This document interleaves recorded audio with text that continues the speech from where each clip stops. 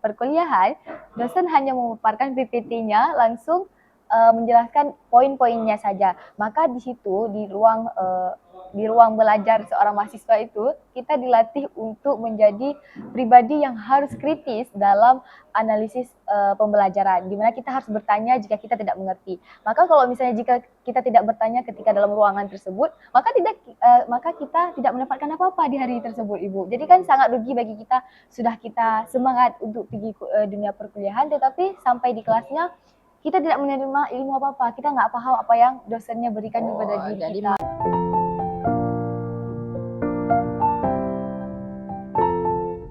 Warahmatullahi wabarakatuh. Apa kabar sahabat Madu LCTV dimanapun Anda berada? Masih setia kan untuk menonton channel kita, khususnya Madu Literasi Club TV. Baik, hari ini kita kehadiran alumni ya yang dulunya juga sebagai duta baca di tahun 2023, duta baca Madrasah Aliyah Darul Ulum Banda Aceh. Sekarang dia tambah cantik, tambah manis. Masya Allah ya. Memang begitu ya. Kalau udah jadi alumni sudah bisa bergaya sendiri. Sudah menemukan fashion sendiri ya. Kalau sebelumnya kan dibatasi, ini nggak boleh, itu nggak boleh. Sekarang kayaknya merasa free banget ya. Nggak ada yang ngelarang pakai lipstick, nggak ada yang ngelarang pakai eyeshadow, right? Tapi it's okay, enjoy, because dia sudah menjadi seorang mahasiswa di salah satu universitas ternama di Aceh, Universitas Syekh Kuala, dan jurusan bimbingan konseling. Jadi kalau teman-teman ada masalah jiwa, ada kendala dan sebagainya, bisa curhat ya. Tapi masih semester 3 ya, Melda. Oke, Melda, sekarang adik-adik mahasiswa, teman-teman MA Darul Ulum pasti penasaran nih gimana sih sebenarnya kuliah ya semester pertama 2, 3, apa yang paling berat, nah gitu kira. Kayak kamu shock enggak sih, maksudnya dari siswa ke mahasiswa gitu.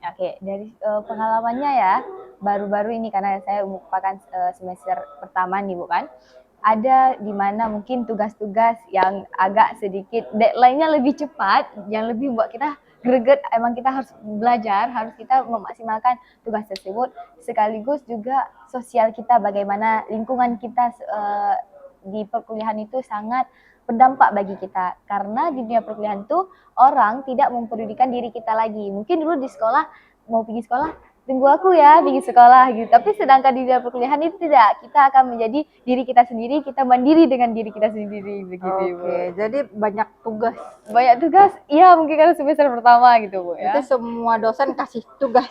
Iya, tapi tidak menjadi hambatan karena itu akan membentuk, saya yakin karena itu akan membentuk sesuatu pribadi yang mungkin kami bisa lebih disiplin, lebih ingin ada rasa tumbuh belajar nih, semangat untuk semester selanjutnya gitu. Oh gitu. Jadi suka nggak buat tugas?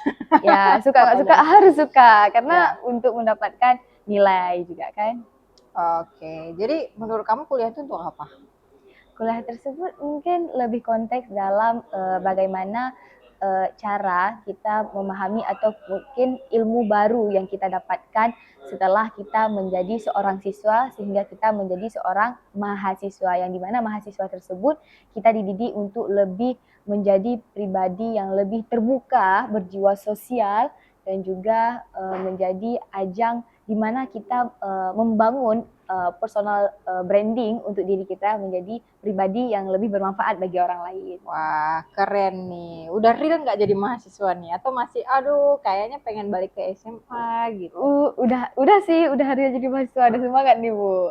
Udah semangat Udah semangat untuk menerima tantangan, hambatan, dan apapun yang terjadi di dalam dunia perkuliahan. Apa sih perbedaan yang sangat signifikan misalnya masa SMA dengan masa kuliah?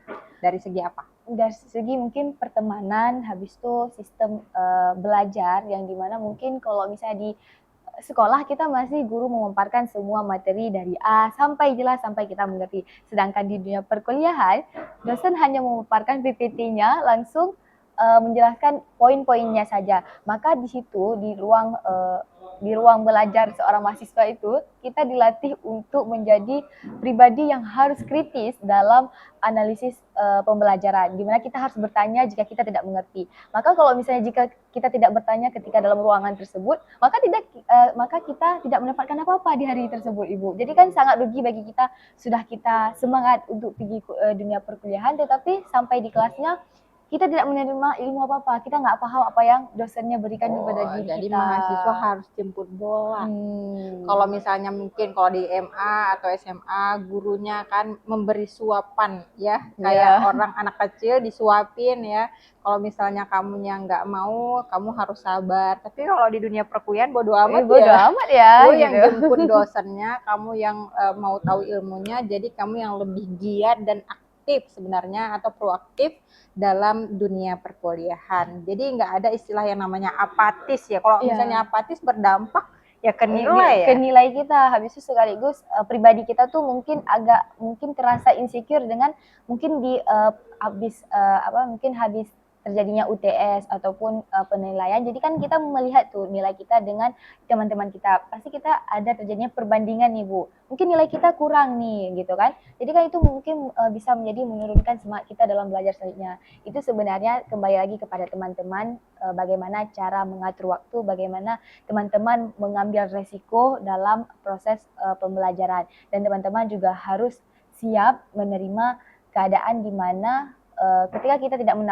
mendapatkan nilai yang sesuai dengan teman kita ataupun setara, maka dari situ kita bangunkan semangat, bukan makin down, nggak mau belajar lagi, Bu. Itu jangan. Jadi kita harus membangunkan kayak, oh aku semester tahun depan ataupun semester ke depan aku bisa lebih baik dan aku bisa mempertahankan nilai yang aku inginkan gitu. Oke, benar nggak sih Melda, katanya ini kan kamu Gen Z nih ya, maksudnya kalau mahasiswa sekarang nyebelin banget ya, nggak mau belajar, nggak mau membaca buku, males, mager, bener nggak sih menurut kamu sebagai Gen Z seperti apa? Karena saya mungkin Gen Z, saya juga terkadang ada nih, Bu, rasa malas dalam membaca ataupun mungkin di situasi gimana kita terkadang emosi kita ataupun keadaan nggak stabil gitu. Jadi kan kita terbawa nih suasananya, Bu, terbawa emosional kita gitu. Jadi sebagai Gen Z sih mengakui ya, Bu, mungkin ada rasa malas ataupun rasa ketidak banyak kali nih tugas, banyak ngeluhnya.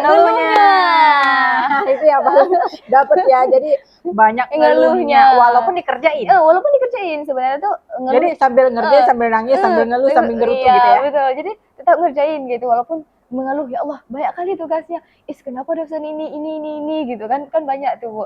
Jadi tapi walaupun kayak gitu, ingat nanti buka lagi tuh di tempat perkumpulan tugas, yaitu namanya e-learning. Di situ kami melihat, tugasnya deadline-nya jam 12 malam, tapi tetap buat, kejar terus gitu. Kalau menurut kamu dunia mahasiswa itu kompetitif nggak sih?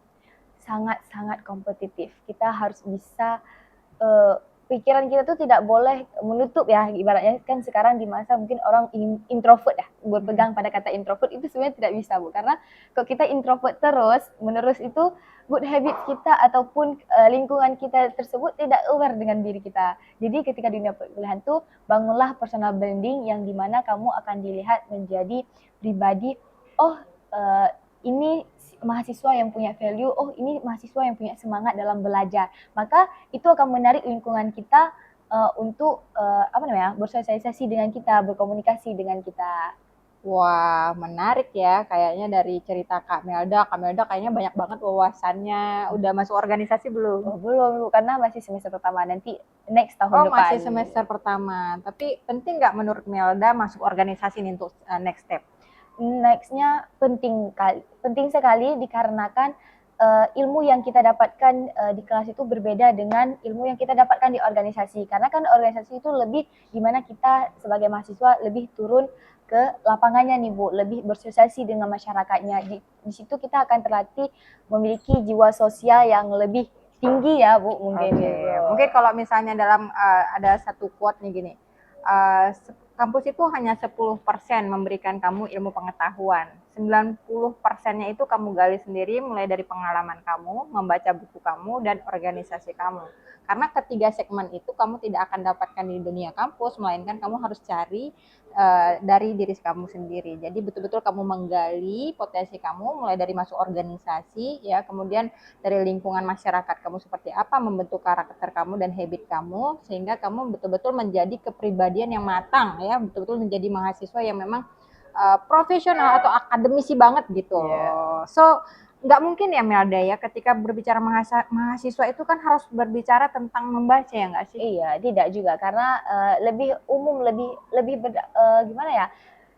Yang di mahasiswa itu kita akan terlatih bagaimana dunia selanjutnya, dunia pekerjaan kah ataupun dunia langkah-langkah yang akan kita jalani ke depannya gitu.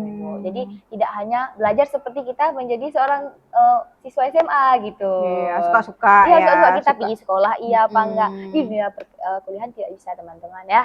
Betul-betul harus serius kuliahnya biar lulus tepat waktu. Kalau Melda sendiri punya target nggak nih kapan lulusnya gitu? Punya target nggak sih? Kalau punya target pasti punya lah bukan, sesuatu yang harus dicapai dalam itu. Ya ingin kumlot lah minimal kan teman-teman, kumlot habis itu kita bisa mengikuti organisasi yang hanya tidak dalam lingkungan kampus atau fakultas saja, tetapi di luar fakultas gitu.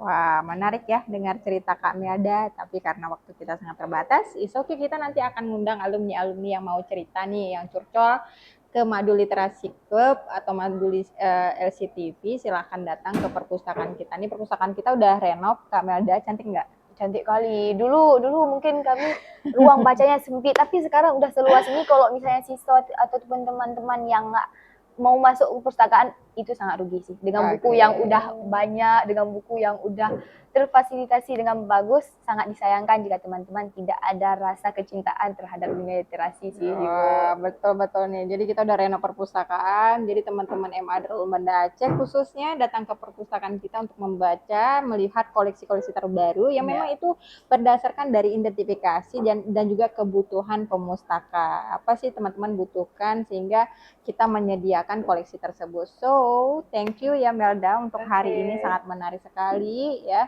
Semoga bisa bermanfaat bagi penonton dan kita bisa sharing di lain waktu kembali. Baik, tonton terus podcast kita di setiap hari Rabu pukul 10 pagi ya. Jangan lupa tekan lonceng untuk mendapatkan informasi terbaru.